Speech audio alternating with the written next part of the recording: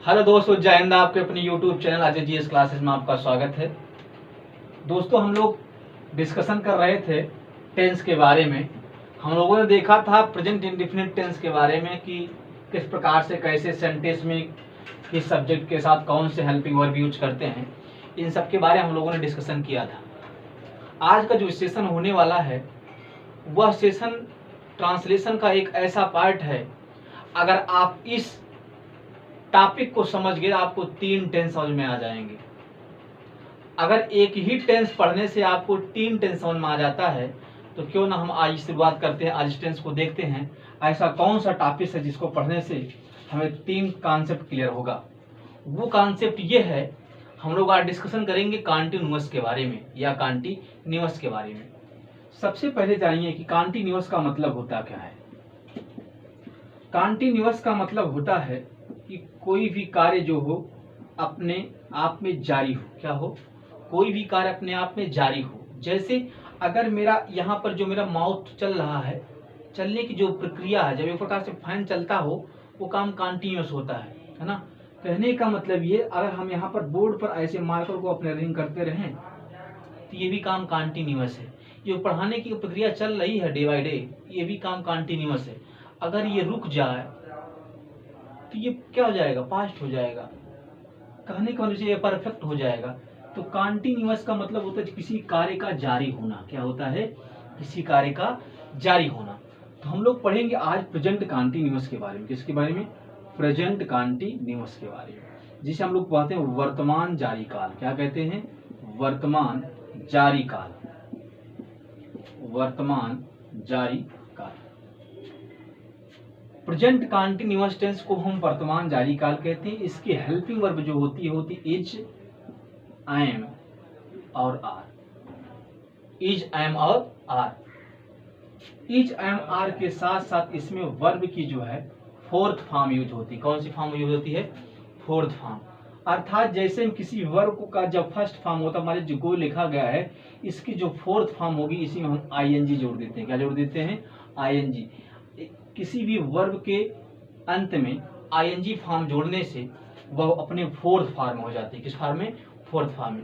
तो इस अगर हम कहें राम जा रहा है, क्या कहें? राम जा रहा है। फॉर एग्जाम्पल, राम जा रहा है। राम जा रहा है। अगर ये लिखा हो राम जा रहा है तो हम लोग जानेंगे इसमें कार्य का जो करना या होना पाया जा रहा है वह कार्य कैसा है? वह कार्य कॉन्टिन्यूअस में है। कैसा है? कॉन्टिन्यूअस में है। जैसे फॉर एग्जाम्पल हमने लिखा कि राम जा रहा है। राम जा रहा है। राम जा रहा है। सबसे पहले इसका जो स्ट्रक्चर बनेगा, किस प्रकार से हम सेट करेंगे कि सबसे पहले हम लोग लिखेंगे सब्जेक्ट। क्या लिखेंगे? सब्जेक्ट। उसके बाद हम लोग लिखेंगे हेल्पिंग वर्ब। क्या लिखेंगे? Helping verb. उसके बाद क्या लिखेंगे? Main verb. मेन वर्ब को क्या लिखेंगे हम? ऑब्जेक्ट लिखेंगे। क्या लिखेंगे?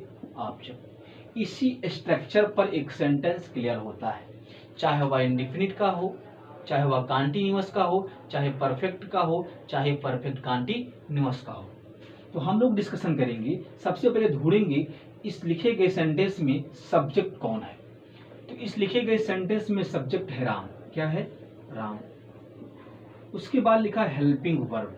हेल्पिंग वर्ब हम पहचानेंगे कौन सा टेंस है। हमने कहा था जिस वाक्य के क्रिया के अंत में रहा है, रही है, रहे हैं आता है, ऐसे वाक्यों को हम प्रेजेंट कॉन्टिन्यूअस टेंस कहते हैं। तो यहाँ पर जाना एक वर्ब है। क्या है? वर्ब। वर्ब के अंत में रहा है, रही आया, इसका मतलब है कि लिखा गया वाक्य प्रेजेंट कॉन्टिन्यूअस टेंस है। कैसा है? Present continuous. इसकी सहायक क्रिया में बताया आपको क्या होती है? Is, am, are. तो यहाँ राम क्या है? सिंगुलर नंबर है। तो सिंगुलर नंबर के साथ सिंगुलर नंबर की वर्ब क्या? इज। उसके बाद मेन वर्ब। क्या? Main verb. मेन वर्ब क्या है? जाना, गो। हमने बताया था प्रेजेंट कॉन्टिन्यूअस में हमेशा वर्ब की फोर्थ फॉर्म यूज होती है। कौन सी फॉर्म? Fourth form. यहाँ पर क्या हो जाएगा? गोइंग। क्या हो जाएगा? गोइंग। राम जा रहा है। तो देखिए बहुत आसानी के साथ हम लोग ट्रांसलेशन को हिंदी से इंग्लिश में करना सीखेंगे।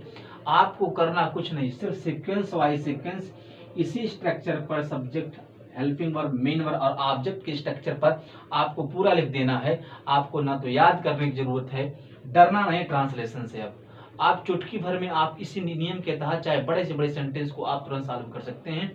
सिर्फ आपका स्ट्रक्चर सही होना चाहिए, आपका टोटल सेंटेंस सही होगा। सेकंड एग्जांपल हम देखते हैं, वह खाना खा रहा है, वह खाना खा रहा है, वह खाना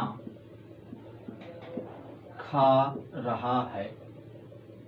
तो फिर हम लोग देखेंगे इसमें सबसे पहले हम लोग ढूंढेंगे इसका सब्जेक्ट क्या है, इसका सब्जेक्ट क्या है। तो यहाँ पर हम लोग सबसे पहले जाने खाना कौन खा रहा है, तो ऐसे करके चेक कर सकते हैं कि आप सब्जेक्ट कौन सा है। तो सब्जेक्ट यहाँ पर कौन सा है, वह। क्या है, वह। हम लोग क्या पर यहाँ पे लिखेंगे, ही। उसके बाद टेंस की पहचान करेंगे, कौन सा टेंस है, टेंस है रहा, रही, रहे। इसका मतलब कौन सा टेंस है, present continuous tense. Helping verb singular number के साथ इज, आई के साथ आई एम और प्लूरल के साथ आर का प्रयोग होता है। यू थर्ड पर्सन का प्रोनाउन सिंगुलर नंबर, इसके साथ सिंगुलर नंबर की क्रिया। खाना खाना इसका क्या है, खा रहा है, क्या है, ये मेन वर्ब है। ईटिंग, ईट के साथ फोर्थ फॉर्म वर्ब का क्या खा रहा है, खाना, the food, he is eating the food. देखिए आसानी से आप एक एक वाक्य का ऐसे मीनिंग लिखते चलिए, इसी सीक्वेंस पे आप करते चलिए, आपका ट्रांसलेशन सॉल्व हो जाएगा।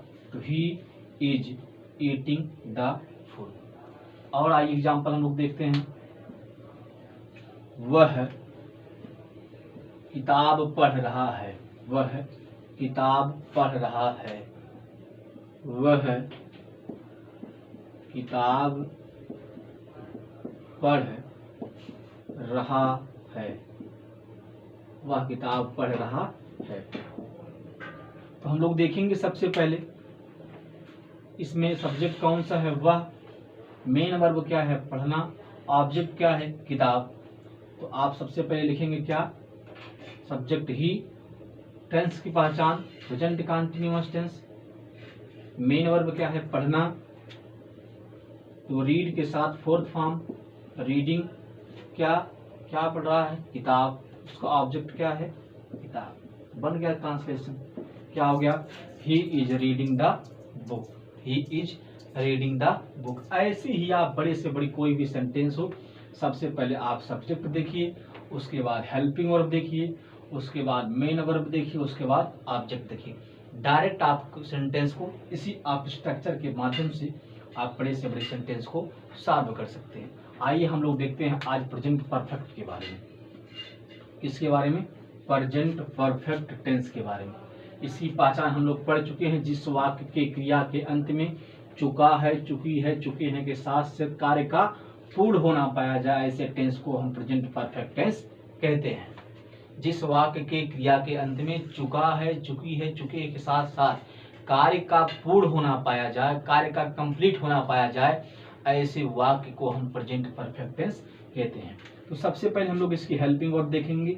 इसकी हेल्पिंग वर्ब जो होती है वो होती है हैज, हैव। क्या, हैज या हैव। इसमें मेन वर्ब की थर्ड फॉर्म यूज होती है। कौन सी, थर्ड फॉर्म। इसमें मेन वर्ब की थर्ड फॉर्म यूज होती है। हेल्पिंग वर्ब में हम लोग देखेंगे हैज या हैव है। सिंगुलर नंबर के साथ जो है हैज का प्रयोग होता है और प्लूरल नंबर के साथ हैव का प्रयोग होता है। किसका प्रयोग होता है, हैव का प्रयोग होता है। सिंगुलर नंबर के साथ हैज का प्रयोग, प्लूरल नंबर के साथ हैव का प्रयोग होता है। वो भी इसी स्ट्रक्चर पर काम करेगा, सेम स्ट्रक्चर, चाहे प्रेजेंट इंडेफिनिट हो, चाहे कंटीन्यूअस हो, चाहे परफेक्ट हो, कोई भी टेंस है, किसी भी सेंटेंस का जो रूल है बनाने का, वह subject, helping verb, main verb, object ही है। सिंपल में अगर हम देख कहें कि वह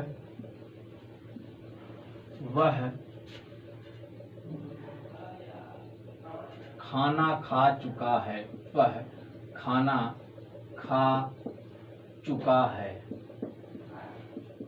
वह खाना खा चुका है। यहाँ पर आप सबसे पहले ढूंढिए सब्जेक्ट कौन सा है, ही लिखिए आप। उसके बाद आप यहाँ पर ढूंढिए टेंस कौन सा, हमने कहा चुका, चुकी। ही सिंगुलर नंबर के साथ हमने बताया हैज का प्रयोग, हैज। मेन वर्ब क्या है, खाना खाना, इसमें खाना खाना खा चुका है, तो क्या होता है इसका ईट, ईट का थर्ड फॉर्म क्या होता है ईटन, क्या food, he has eaten the food. कोई भी सेंटेंस हो आप डायरेक्ट इसी फार्मूले पे आप सॉल्व कर सकते हैं। जैसे वह एग्जाम पास कर चुका है, वह परीक्षा पास कर चुका है, वह परीक्षा पास कर चुका है, वह परीक्षा पास कर चुका है, वह परीक्षा पास कर चुका है। तो सबसे पहले आप सब्जेक्ट ढूंढिए, सब्जेक्ट क्या है ही, उसके बाद हेल्पिंग वर्ब होगा हैज या have, singular number has, main verb है पास करना, तो पास का थर्ड फॉर्म पास्ड, क्या एग्जाम को, he has passed the exam, he has passed the exam. Same process पे आप इसी स्ट्रक्चर पर पूरी टेंस को आप सॉल्व कर, ऐसे हम पास्ट कंटिन्यूअस का भी सॉल्व करेंगे, ऐसा हम फ्यूचर कंटिन्यूअस का, ऐसे हम प्रेजेंट परफेक्ट का, ऐसे पास्ट परफेक्ट का, ऐसे फ्यूचर परफेक्ट का हम सॉल्व करेंगे। आज के लिए इतना ही। जय हिंद, जय भारत।